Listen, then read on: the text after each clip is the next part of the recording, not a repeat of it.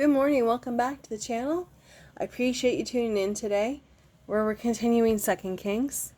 But before we continue on chapter 4, our morning prayer. Father, as I read and receive your word, may it deeply be rooted in me, so when difficulty comes, it will be your word that encourages and strengthens me. Amen. Okay. So chapter 4. Alicia helps a poor widow. One day the widow of one of Elisha's fellow prophets came to Elisha and cried out to him, "My husband, who served you, is dead, and you know how he feared the Lord. But now a creditor has come, threatening to take my 2 sons as slaves. What can I do to help you?" Elisha said. "Tell me what do you have in the house?" "Nothing except a flask of olive oil," she replied. And Elisha said, "Borrow as many empty jars as you can from your friends and neighbors. Then go into your house with your sons and shut the door behind you. Pour the oil from your flask into the jars, setting the jars aside as they are filled." So she did as she was told. Her sons brought many jars to her, and she filled one after another. Soon every container was full to the brim. "Bring me another jar," she said to her sons. "There aren't any more," he told her. And then the olive oil stopped flowing. When she told the man of God what had happened, he said to her, "Now sell the olive oil and pay your debts. There will be enough money left over to support you and your sons." Alicia and the woman from Shunham. One day Alicia went to the town of Shunham. A wealthy woman lived there, and she invited him to eat some food. From then on, whenever he passed that way, he would stop there to eat. She said to her husband, "I am sure this man who stops in from time to time is a holy man of God. Let's make a little room for him on the roof and furnish it with a bed, a table, a chair, and a lamp, and then he will have a place to stay whenever he comes by." One day Elisha returned to Shunem, and he went up to his room to rest. He said to his servant Gehazi, "Tell the woman I want to speak to her." When she arrived, Elisha said to Gehazi, "Tell her that we appreciate the kind concern she has shown us. Now we ask her what we can do for her.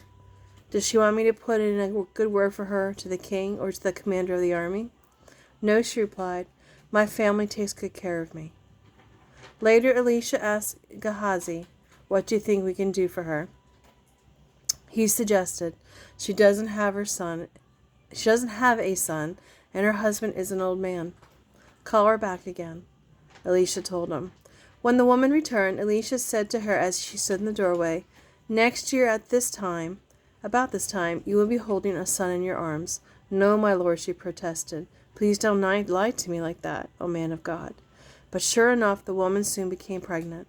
And at that time, the following year, she had a son, just as Elisha had said. One day when her child was older, he went out to visit his father, who was working with the harvesters. Suddenly he complained, "My head hurts, my heart hurts." His father said to one of the servants, "Carry him home to his mother." So the servant took him home, and his mother held him on her lap. But around noontime he died. She carried him up to the bed of the man of God, then shut the door and left him there. She sent a message to her husband, "Send one of the servants in a donkey so I can hurry to the man of God and come right back." "Why today?" he asked. "It's neither a new moon festival or a Sabbath." But she said, "It's all right." So she saddled the donkey and said to the servant, "Hurry, don't slow down on my account unless I tell you to."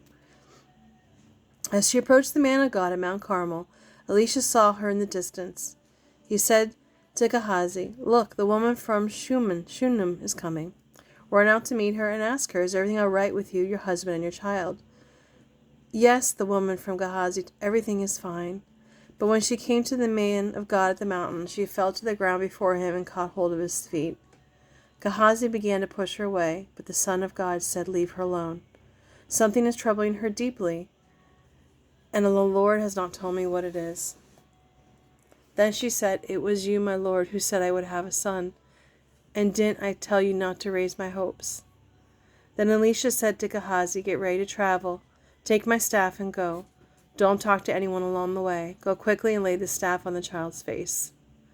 But the But the boy's mother said, "As surely as the Lord lives and you yourself live, I won't go home unless you go with me." So Elisha returned with her. Gehazi hurried on ahead and laid the staff on the child's face, but nothing happened. There was no sign of life. He returned to meet Alicia and told him, "The child is still dead." When Alicia arrived, the child was indeed dead, lying there on the prophet's bed.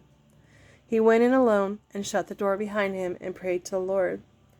Then he laid down the child's body, placing his mouth on the child's mouth, his eyes on the child's eyes, and his hands on the child's hands. And the child's body began to grow warm again. Elisha got up and walked back and forth in the room a few times. Then he stretched himself out again on the child. This time the boy sneezed 7 times and opened his eyes.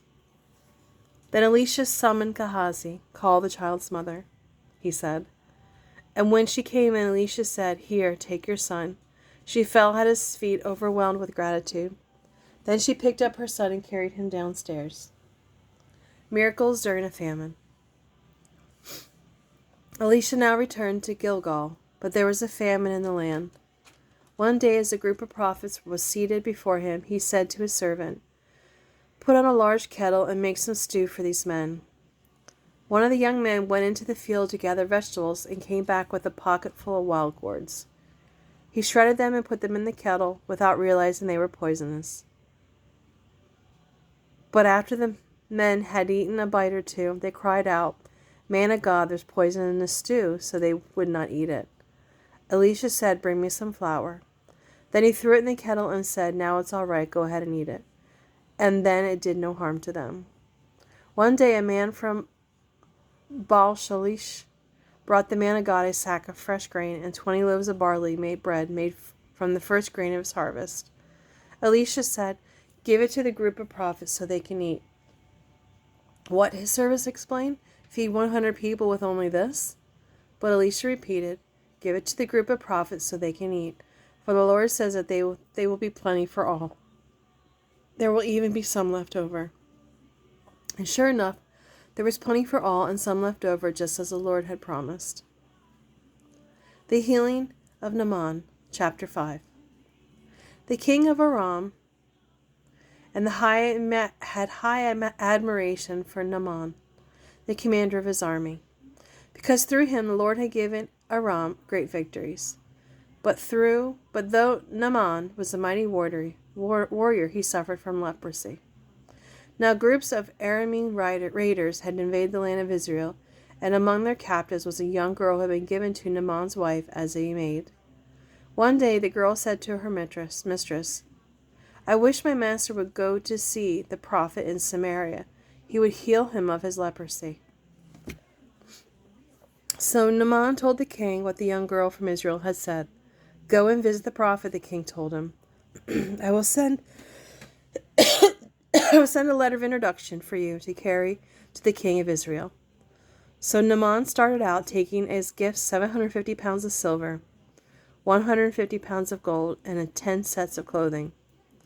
The letter to the king of Israel said, "With this letter I present my servant Naaman. I want you to heal him of his leprosy." When the king of Israel read it, he tore his clothes in dismay and said, "This man sends me a letter to heal. Am I a god that I can kill and give life? His only tyranny to find excuse to invade us again." But when Elisha, the man of God, heard about the king's reaction, he sent this message to him: "Why are you so upset? Send Naaman to me, and I will learn that there is a true prophet here in Israel." So Naaman went with his horses and chariots and waited at the door of Elisha's house. But Elisha sent a messenger out to him with this message: "Go and wash yourself 7 times in the Jordan River. Then your skin will be restored, and you will be healed of leprosy." But Naaman became angry and stalked away. "I thought he would surely come out to meet me," he said. "I expected him to wave his hand over the leprosy and call on to the name of the Lord his God and heal me. Aren't the Abana River and the Pharpar River of Damascus better than all the rivers of Israel put together? Why shouldn't I wash in them and be healed?" So Naaman turned and went away in rage. But his officers tried to reason with him and said, "Sir, if the prophet has told you to do some great thing, wouldn't you have done it? So you should certainly obey him when he says simply go and wash and be cured. So Naaman went down to the Jordan River and dipped himself 7 times, as the man of God had instructed, and his flesh became as healthy as a young child's, and he was healed. Then Naaman and his entire party went back to find the man of God. They stood before him, and Naaman said, I know at last that there is no God in all the world except in Israel. Now please accept my gifts. But Alicia replied, As surely as the Lord lives, whom I serve, I will not accept any gifts. And though Naaman urged him to take the gifts, Alicia refused. Then Naaman said, All right, but please allow me to load 2 of my mules with earth from this place, and I will take it back home with me. From now on, I will never again offer burnt offerings or sacrifices to any other god except the Lord. However, may the Lord pardon me in this one thing. When my master the king goes into the temple to the god Rimmon to worship there and leans on my arm, may the Lord pardon me when I bow to. Go in peace, Alicia said, so Naaman started home again. The greed of Gehazi. But Gehazi, Elisha's servant, said to himself, My master should not have let this Aramean man get away without accepting his gifts. As surely as the Lord lives, I will chase after him and get something from him. So Gehazi set off after him. When Naaman saw him running after him, he climbed down from his chariot and went to meet him. Is everything all right? Naaman asked.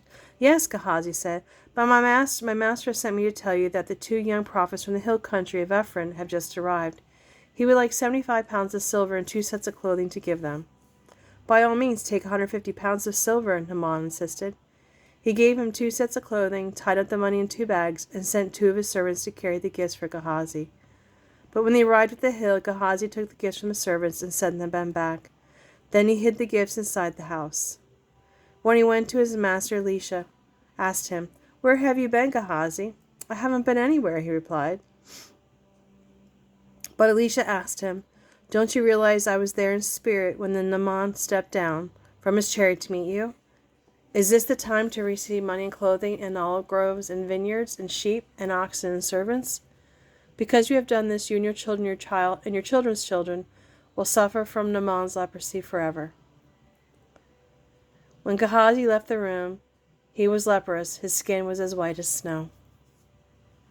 Thank you so much for joining me today. I greatly appreciate it. I will be back tomorrow to read, starting with chapter 6. Have a great day and a blessed day. See you then. Bye.